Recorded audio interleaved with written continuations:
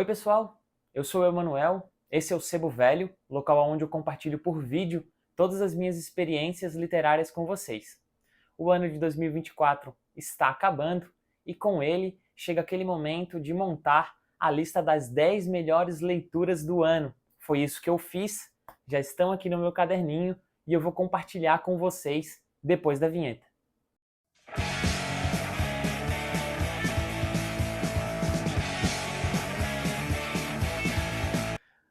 Antes da lista, queria deixar aqui as minhas saudações e os meus votos de muita saúde e um excelente ano novo para todo mundo que acompanha aqui o canal do Sebo Velho e para todo mundo que está chegando agora, novo no canal, com esse vídeo. Fica aqui os meus votos de muita saúde para o próximo ano e de boas e novas leituras para todas e todos vocês. Nesse ano de 2024, lá pela metade do ano, eu achei que seria muito fácil separar as 10 melhores leituras que eu fiz.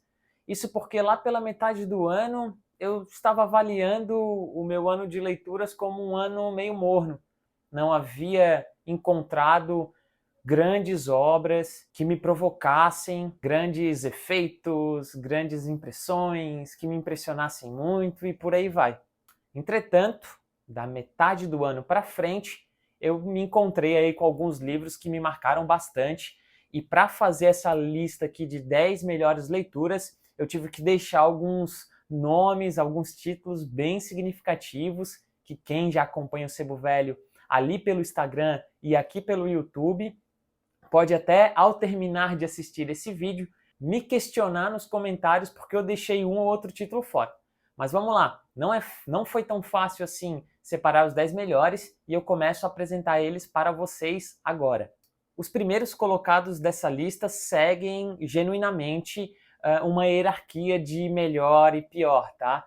Esses primeiros que eu vou mostrar, o 10º, o 9º, eles estão ali meio que empatados. Então, o primeiro livro da lista, a 10ª melhor leitura do ano, foi O Admirável Mundo Novo, de Aldous Huxley, editado pela Biblioteca Azul, nessa edição maravilhosa, com esse projeto gráfico incrível que os livros do Huxley têm. Encontrar a literatura do Huxley nesse ano de 2024 foi uma surpresa e um prazer imenso.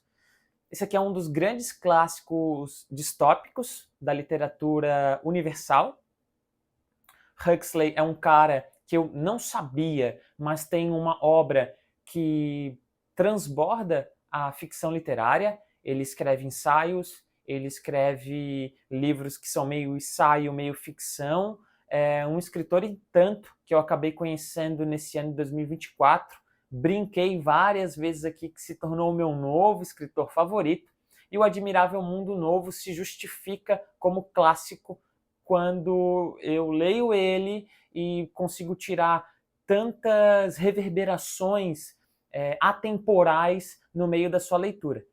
Em algum vídeo de leituras do mês aqui do canal, de junho ou julho, vai ser difícil eu lembrar de cabeça agora, eu até fiz algumas ligações, né, depois que eu concluí a leitura do Admirável Mundo Novo, das ideias que o Huxley traz aqui, com filósofos como o Émile Cioran, com reflexões ligando aí a obra do Admirável Mundo Novo com um pouco do existencialismo, que eu não conheço tanto, mas me relembrou um pouco que eu conheço.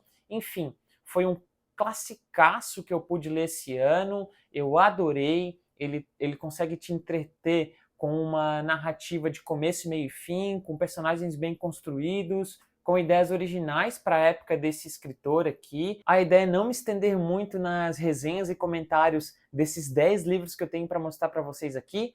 Todos são livraços, não à toa estão entre os 10 melhores do ano. Eu devo ter lido um pouco mais de 40 esse ano. E tá aqui. O primeiro da lista, o 10º melhor livro, é O Admirável Mundo Novo, do Huxley, esse clássico distópico da ficção científica. O 9º livro da nossa lista é também um clássico, só que dessa vez um clássico dos modernistas. Eu estou falando aqui de Mrs. Dalloway, da Virginia Woolf, editado também num projeto gráfico maravilhoso, dessa vez pela Penguin Companhia. Virginia Woolf dispensa comentários, uma escritora que tem muitos admiradores, Muita gente que me segue lá pelo Instagram do Sebo Velho já leu ela e tem essa escritora como uma das suas favoritas.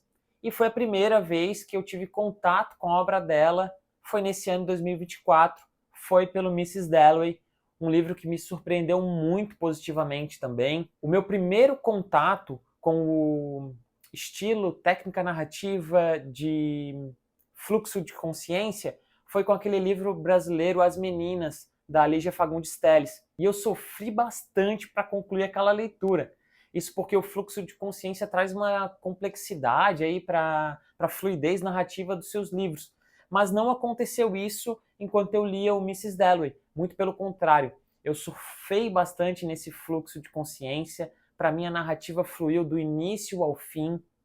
Foi um livro que, com o prefácio, com um pouquinho de estudo paralelo, né, antes de pegar esse livro, contribuiu muito para conseguir engajar nessa leitura e encaixar nesse clássico e já aproveitar ele desde o início, desde as primeiras páginas. Essa é uma dica que eu deixo para vocês também quando começarem clássicos, né, um certo preparo antes, a depender do clássico, evidentemente. Mas eu me preparei um pouco para ler a Virginia Woolf, para ler esse romance aqui em questão, e, gente, foi, de novo, selo livraço, uma das melhores leituras de 2024, saí com muita vontade de ler outros livros da Virginia Woolf, já tenho alguns aí na lista, o pessoal vive recomendando aí também os meus próximos passos dentro da obra dessa escritora, Passeio ao Farol, Orlando, algum deles vai aparecer algum dia por aqui, mas deixo aqui como nono livro dessa lista, Mrs. Dalloway, da Virginia Woolf. O oitavo livro dos melhores lidos em 2024 é Cosmos, do escritor polonês Witold Gombrowski. Editado pela Companhia das Letras, num projeto gráfico das obras do Gombrowski, também muito bacana. Esse escritor aqui, ele tem uma biografia das mais curiosas possíveis. Já comentei isso em alguns outros vídeos, principalmente no Leituras do Mês, onde o Cosmos apareceu.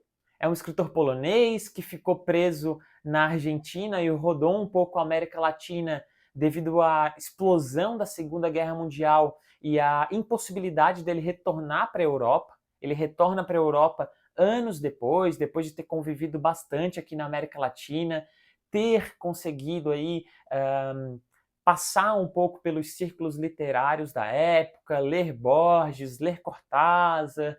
Aí ele volta para a Europa, lá ele produz mais um pouco do grosso da sua obra e é um escritor de mão cheia. Sigo recomendando o Gombrowski por aqui. O Cosmos foi uma leitura que, a princípio, após eu concluir, me causou muito estranhamento. Eu saí desse livro com uma sensação de que eu li aqui, que coisa mais confusa, que coisa mais estranha, e é tudo proposital. O experimentalismo na estrutura narrativa, na linguagem e na forma desse romance que é sutil, mas muito interessante.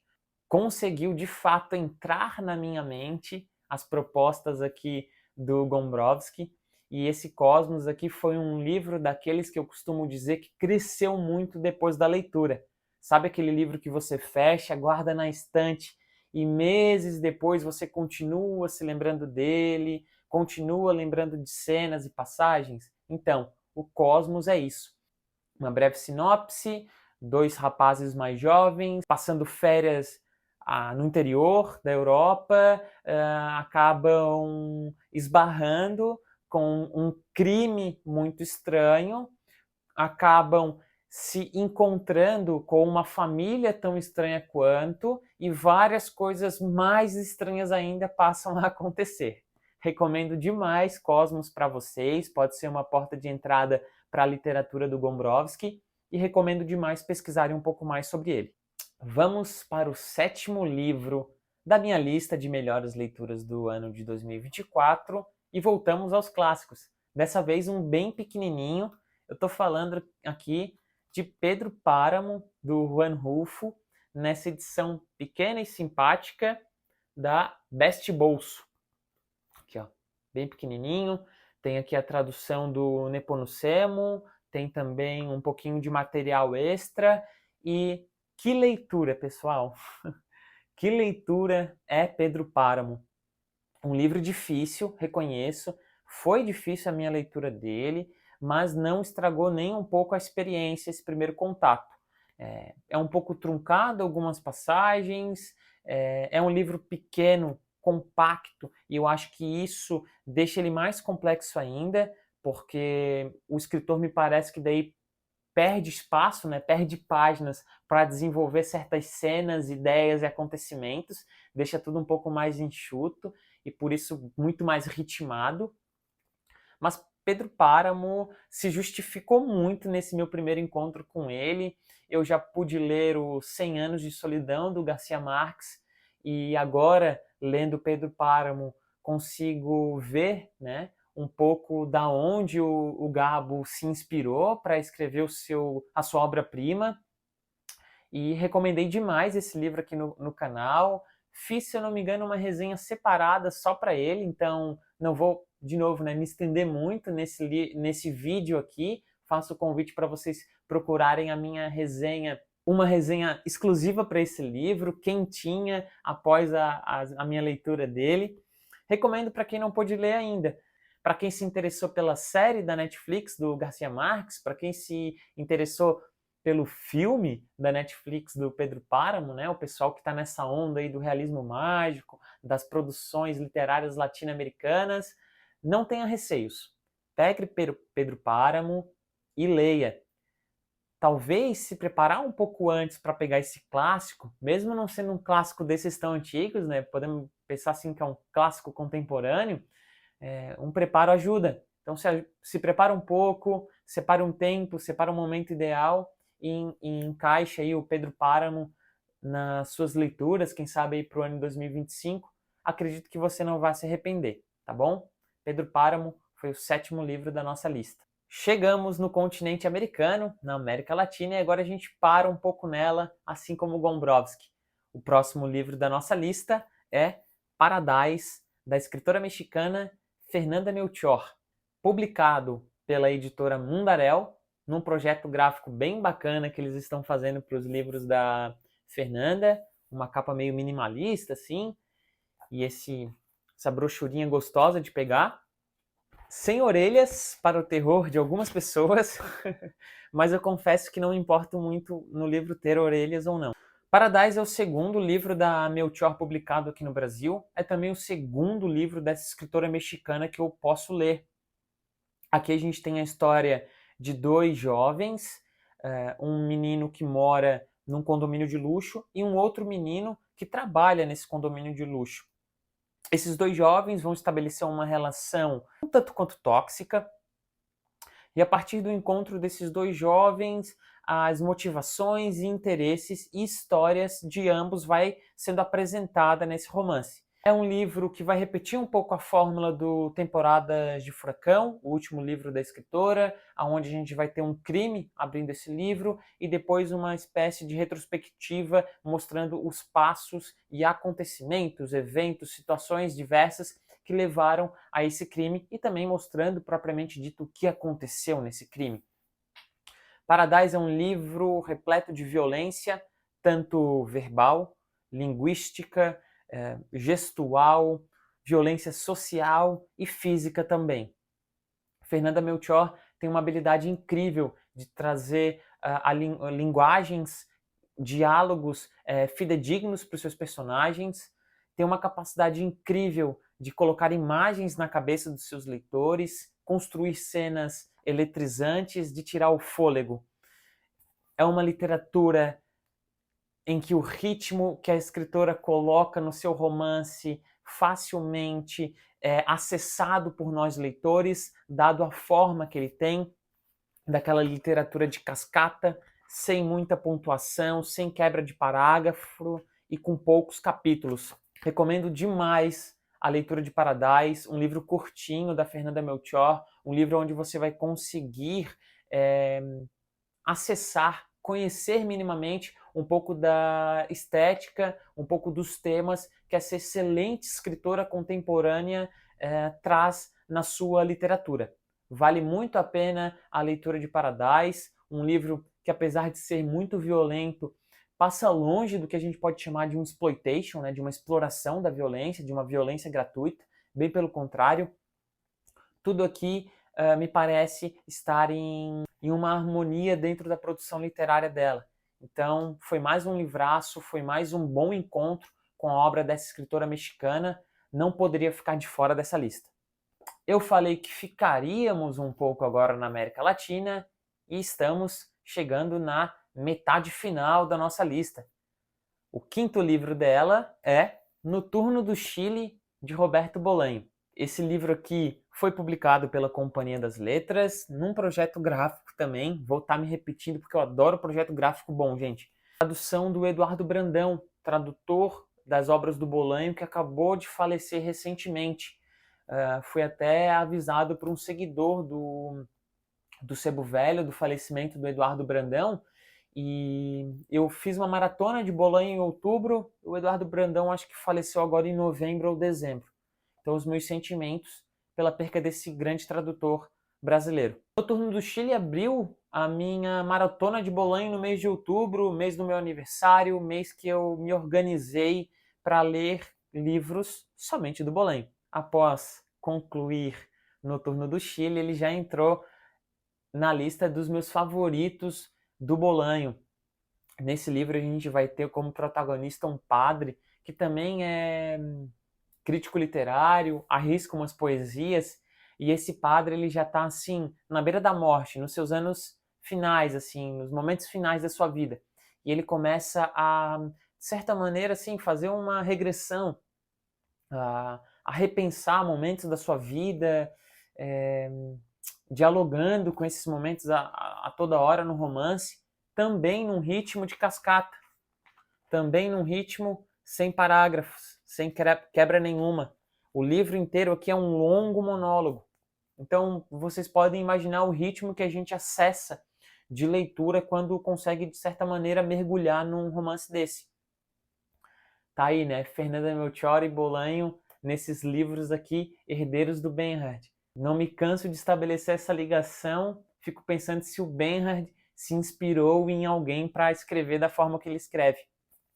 Mas voltando ao Noturno do Chile, esse padre vai revisitar momentos da sua vida, momentos que o colocam em contato com figurões da literatura latino-americana, reflete sobre momentos onde ele está desenvolvendo trabalhos para a Igreja Católica na Europa e também momentos em que ele está desenvolvendo um trabalho de ensinar marxismo para o Pinochet, o ditador chileno da época que se passa esse livro aqui. E daí a gente tem um prato cheio para os leitores de Bolanho que gostam dessa literatura metaliterária, desse livro que fala sobre livros, de literatura que fala sobre literatas e sobre a própria literatura. A gente vai ter passagens incríveis em Noturno do Chile, aonde o padre protagonista estabelece relações do desenvolvimento da ditadura militar do Pinochet com o desenvolvimento do seu estudo de obras de literatura grega. Enfim, gente, é um prato cheio para os aficionados por Bolanho, que gostam desses temas, revisões históricas de literatura, reflexões sobre o papel do escritor, do crítico literário, das religiões, da sociedade e por aí vai. Então é isso, Noturno do Chile é o quinto livro da nossa lista e já se tornou um dos favoritos por aqui. Quando eu pontuei no início desse vídeo que os primeiros livros da lista mencionados não representariam genuinamente uma hierarquia de melhor para pior, eu fui fazendo a lista utilizando o Cabeceira, que é um aplicativo que organiza as minhas leituras, então conforme eu fui vendo eles, eu fui colocando. Tá valendo até aqui. Esses 4 últimos respondem sim a uma lista do que foram as minhas melhores leituras do ano, tá? Então aqui a gente tem a minha 4ª melhor leitura do ano. Eu estou falando de Limonov, do escritor francês Emmanuel Carrère, o meu xará, nessa edição da Alfaguara, uma edição da Alfaguara em parceria com a Tag Livros, né? Que distribuiu esse livro aqui também. Um livraço, tá, gente? Um livro bem longo, E a prosa do Emmanuel Carré é uma prosa que eu conheço mais em seus trabalhos de não ficção. Eu li a biografia que ele escreveu sobre o Philip K. Dick, foi o meu primeiro contato com a obra do Carré, e eu adorei. Eu me apaixonei não só pela história do K. Dick, né, do biografado, que é uma história incrível, um escritor interessantíssimo, mas grande parte dos fatores que me fizeram gostar da história do K. Dick foi a forma como o Carré escreveu a biografia do cara. A todo momento o Carré escreve a biografia do K. Dick traçando paralelos com a sua própria vida, com a forma como ele conheceu a literatura do Philip K. Dick. Ele faz um trabalho de escrever uma biografia que foge e muito de algo monótono, de algo clichê, de algo tipo, a pessoa nasceu em tal ano, assim, esse lance meio de linha do tempo não tem muito pro Carré. E aqui no Limonov é mais ou menos isso. Ele começa escrevendo essa biografia em um momento em que ele vai para a Rússia e vê em um determinado evento político e social, ele vê o Limonov, o biografado. E a partir dali, a escrita do Carré acontece, né? Essa mágica da escrita dele, que eu acho incrível. Aí ele começa a relembrar que já havia conhecido Limonov lá na França, quando Limonov morava lá, e a partir disso a gente vai ser apresentado para a história de vida desse russo aqui. Um russo extremamente excêntrico, singular, uma figura ímpar no mundo das letras, no mundo da política russa, no mundo num geral. Limonov é um cara extremamente controverso, já foi de todos os espectros políticos russos possíveis, já foi escritor, já foi mendigo, já foi viajante, enfim. A história de vida do Limonov, contada pelo Carré, ganha proporções épicas, ganha proporções mágicas, ganha proporções belíssimas. É incrível a capacidade do Carré de contar a história de vida de uma pessoa e conseguir tocar tanto o seu leitor. Me senti tocado por esse livro em diversas partes, me emocionei em algumas e só tenho como rasgar elogios para a escrita do Carré. Essa escrita que a todo momento ele está contando a história do biografado, está contando a história do mundo e do contexto atual e está conseguindo colocar aspectos da sua própria história e como o ato de escrever sobre a vida de alguém e mergulhar tanto na vida de uma outra pessoa afetam também a própria vida do biógrafo. Um livraço, tá, gente? Já estava na minha lista há muito tempo, muito tempo, acho que lá de antes da pandemia, e daí finalmente agora em 2024 eu separei um tempo para ler. Aprovadíssimo, Emmanuel Carré, um dos meus escritores favoritos, e esse foi o 4º livro da minha lista de melhores do ano. Chegamos no pódio, vocês que me acompanham aqui pelo YouTube e também pelo Instagram já conseguem dar os seus chutes e palpites de quais são os livros que vão aparecer no pódio?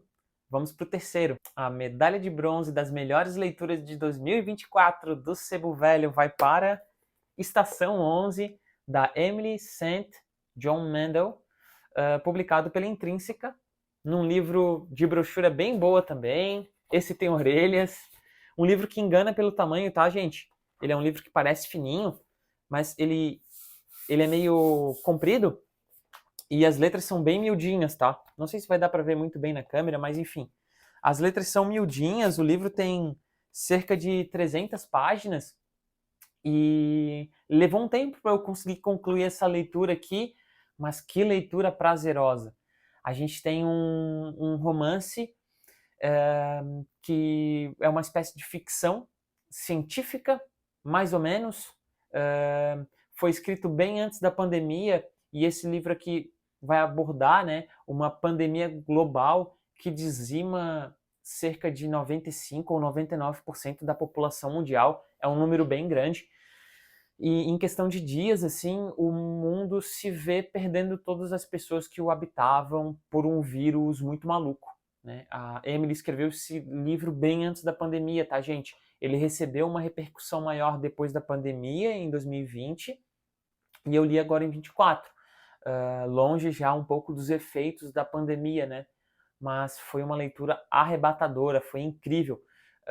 Esse livro aqui, ele tem uma narrativa que foge um pouco da ordem cronológica, ao mesmo tempo que a gente acompanha um personagem vivenciando ali o advento, que é essa pandemia global que dizima todo mundo, a gente acompanha também um grupo itinerário de teatro e música que fica andando por assentamentos de humanos, de sobreviventes, cerca de 18 ou 15 anos depois da pandemia. É um grupo de teatro e música que fica encenando as peças do Shakespeare, fazendo música, e ficam assim passando pelos assentamentos de humanos, assim. E daí a narrativa vai a todo momento conversar, né, com os acontecimentos desse futuro e o acontecimento desse passado, fazendo a ligação de uma série de personagens, um melhor que o outro, um mais bem construído que o outro, ao mesmo tempo que vai fazendo com que a gente acesse certas reflexões, né, sobre a importância da arte, sobre as relações humanas, enfim, eu me deliciei com esse livro aqui, deixei uma resenha individual para ele aqui no canal e faço convite para todo mundo ir assistir. Estação 11, um livraço, recomendo para todo mundo. Se não leu, considere colocar nas suas leituras de 2025. A medalha de prata das melhores leituras de 2024 do Sebo Velho vai para O Arco-Íris da Gravidade, de Thomas Pynchon. Esse é difícil. Uma leitura que, para quem acompanha o Sebo Velho, dispensa comentários. Ela vem me acompanhando desde o início do ano. As primeiras páginas que eu li em 2024 foram desse livro aqui. E eu terminei ele na metade do ano. Eu fiz 2 vídeos sobre esse livro aqui já, numa série que eu estou chamando de Lendo o Arco-Íris da Gravidade. Tem a parte 1 e a parte 2 aqui no canal. E eu perdi o fôlego, não da leitura, mas da produção desses vídeos, por isso que está faltando ainda um Lendo a parte 3 e a parte 4. Quem sabe eu ainda faça. O Arco-Íris da Gravidade é o livro que mais representa a obra do escritor norte-americano Thomas Pynchon. Aqui a gente tem a edição da Companhia das Letras, tradução do corajoso Paulo Henriques Brito. Nesse livro aqui, o Pynchon traz como protagonista um agente norte-americano chamado Slothrop, que está na Inglaterra, trabalhando ali em funções da inteligência, em meados ali da Segunda Guerra Mundial.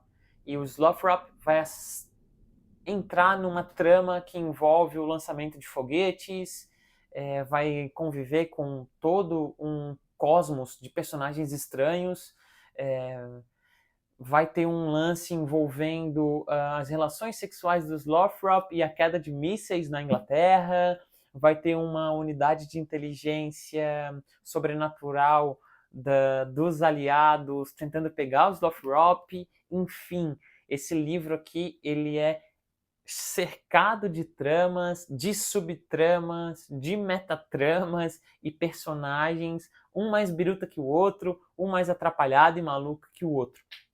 Entretanto, é um livro que abre, sim, muita chave de leitura, muita reflexão.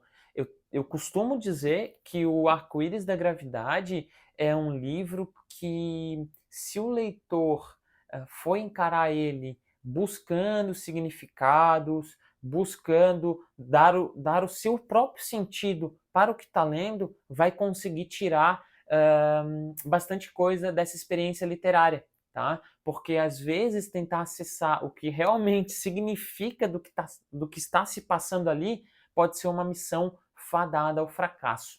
Não à toa uma série de gente tira sarro de quem está lendo o Arco-Íris da Gravidade, falando que não vê por que perder tempo para ler um livro desse tamanho, muito difícil, que foi escrito só para o Pynchon rir da cara de quem está lendo. Discordo 100% desse argumento. O Arco-Íris da Gravidade, galera, tá aqui em segundo lugar, porque eu também tenho que admitir que nem sempre é prazeroso ler esse livro até o final. Ele tem quase 800 páginas, letras curtinhas e é bem trabalhoso, e, sobretudo em determinadas seções desse livro aqui, em determinadas partes, que o negócio pega de um jeito que tu sai de lá e nem sabe direito o que aconteceu em alguma cena. Entretanto, vai ficar aqui na minha estante, talvez, o maior exemplo de um livro que, ao ser concluído, ao ser fechado, ele cresce muito depois da leitura.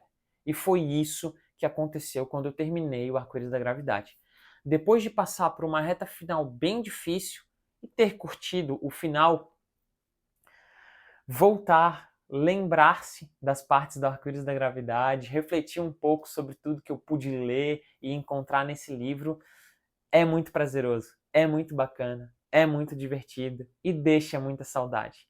Foi uma experiência incrível ter dedicado bastante tempo do meu ano de 2024 para concluir e conhecer essa obra-prima do Thomas Pynchon. Por isso que eu deixo aqui como segundo livro da lista, por isso que eu recomendo para as pessoas que têm aí um tanto de coragem, um pouco de falta de juízo, a leitura de O Arco-Íris da Gravidade. Agora, rufam os tambores, e enfim, a medalhista de ouro da nossa lista de melhores leituras do ano de 2024.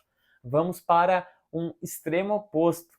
Trouxe um calhamaço para vocês como segundo lugar, e como primeiro, eu deixo esse livrinho curtinho aqui, Devoção, da Perry Smith, tradução do Caetano Galindo, edição da Companhia das Letras, belíssima, belíssima, belíssima.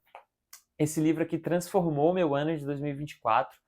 É um livro onde a Perry Smith vai trazer relato de viagem, vai trazer uma espécie de ensaio sobre o Albert Camus, vai trazer uma espécie de texto-comentário sobre o fazer literário, sobre o escrever, sobre o ser escritor, e vai trazer também um conto, uma ficção,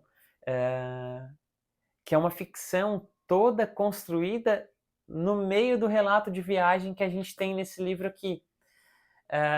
Devoção é um livro inspirador, é um livro transformador, é um livro belíssimo, é uma carta de amor e uma espécie de convite para que o leitor preste atenção na sua forma de viver a vida, na forma de aproveitar a vida, de observar o mundo à sua volta.